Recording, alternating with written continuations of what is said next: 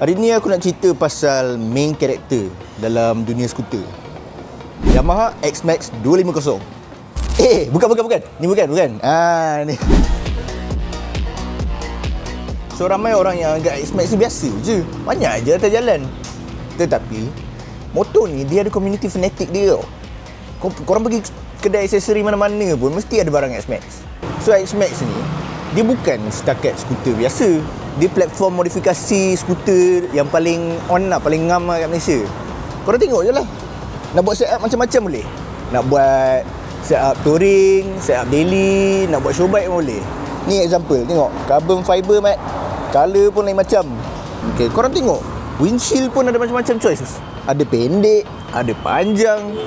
Bukan takat tu je. Korang tengok bawah tu ada apa? Berembo mat.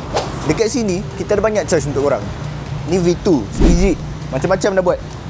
Harga dia RM23,800. Deposit RM9,300. Monthly dia RM395. Lepas tu kita ada motor V1 3 biji. Ni lain-lain taste lah, warna lama. Dia masih standard sikit tapi ada tambah-tambahan sikit lah. Yang ni RM19,800.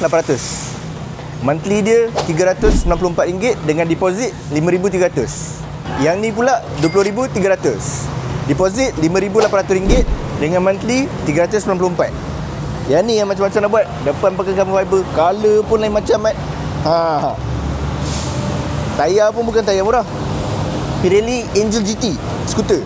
So last but not least, kita ada spek touring kita ni.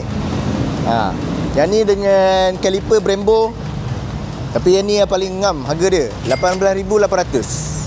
So kalau korang minat dengan motor-motor X-Max kami kat sini, boleh tengok website kita untuk spek-spek dengan harga. Boleh PM salesman kami dekat nombor tertara.